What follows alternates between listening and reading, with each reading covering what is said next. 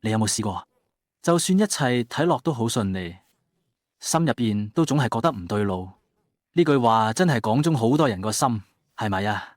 你係咪都成日覺得，唉，明明生活睇落都上晒軌道，但係心底深處都總係有種講唔出嘅唔對路。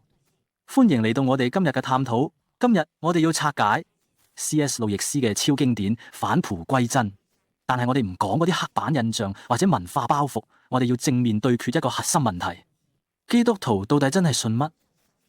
好，我哋直接切入重點。等我哋講翻頭先嗰種唔對勁，特別係喺香港嗰種高度競爭，喺凡事都講求成功嘅快節奏入邊，呢種感覺真係太普遍啦。你可能就係大家眼中嗰個人生勝利組，拎到好學位，入咗頂尖公司，攞到超正嘅職位，社會俾你嘅 KPI 全部都達標晒。但喺呢一切光鮮亮麗背後，你係咪間中會覺得有啲被掏空咗，有種好深嘅倦怠感，甚至覺得入邊某個位好似壞咗？我哋成日都會怪自己，係咪我仲唔夠努力？但路易斯其實俾咗一個完全唔同嘅角度睇事情，嚟到我哋第一個重點：成功之後嘅空虛感。要解開呢個結，關鍵就係路易斯提出嚟嘅返璞歸真呢四個字，咁究竟係咩意思呢？簡單講，就係將啲好嘈嘅文化濾鏡、政治紛擾同埋唔同教會之間嘅宗派差異，全部先擺埋一邊，我哋去揾翻嗰個最純粹嘅、最核心嘅共同信仰。打個比方啦，就好似我哋今日唔好淨係睇呢架車個外觀幾咁圓，烤漆係咩顏色，我哋直接打開引擎蓋去睇嗰個真係令架車行得起嚟嘅核心引擎。當你明白咗呢個核心，你先至會知佢到底點樣回應我哋心入邊嗰個空缺。跟住我哋進入第二部分，走廊同房間。呢個係一個超正嘅比喻。想象下，你行入一棟好大嘅屋，每個人一入去，一定都會先經過一條共通嘅走廊，而呢條走廊呢，就係我哋頭先講嘅返璞歸真，即係大家共同嘅核心基礎。而走廊兩旁嗰一間間房，就係各種唔同嘅教派或者係個人嘅實踐方式。路易斯想表達嘅係，我哋先唔理你，最後揀邊間房入去。我哋今日淨係睇呢條所有人都要經過嗰條走廊就得，其實幾令人鬆一口氣，係咪？你可以先放低對某啲特定宗教組織嘅戒備心，我哋就淨係睇大局，唔好喺嗰啲雞毛蒜皮嘅爭論入邊迷失。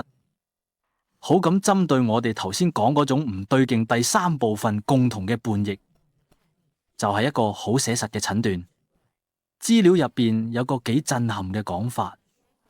基督教唔覺得呢個世界爛晒，只係因為運氣唔好，或者係隨機嘅混亂。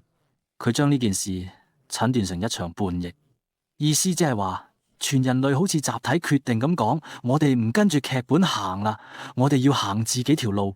結果就係我哋偏離咗嗰個，其實每個人心入邊都隱約感覺到嘅道德律嘅源頭。其實呢個解釋真係超準。點解我哋成日都覺得呢個世界應該可以再好啲啊？但係現實就總係令人搖頭。不過呢度有個超重要嘅視覺轉換喎，呢場所謂嘅叛逆，絕對唔係指控你個人失敗，亦都唔係要你覺得羞恥。其實係全人類共同面對嘅處境，係一場大家一齊經歷嘅迷航。即係話，當你覺得內心空虛，覺得唔對路嘅時候，你唔使覺得有人攞住放大鏡喺度嚴厲審判你。你唔係俾人單獨拎出嚟定罪，呢個只係一個客觀嘅診斷，話俾你知冇錯。你覺得個世界壞咗，係因為佢真係偏離咗原本嘅軌道。咁講到歷史部分，介入歷史嘅上帝喺呢個道德律背後嘅到底係邊個？路易斯指出呢位存在絕對唔係咁遙遠啊，冷冰冰好中立嘅宇宙力量，相反佢係一位好有人性、有感情嘅真實存在。重點係佢唔係企喺雲端上睇戲，佢已經真真正正介入咗人類嘅歷史，而且非常在乎，亦都非常積極想要修補呢場人類嘅集體叛逆。佢係嗰種會主動捲起衫袖走入混亂入邊去解決問題嘅存在。呢樣同好多人口中嗰種高高在上嘅造物主形象真係差天共地。最後一個重點，第五部分，拯救而唔係規則。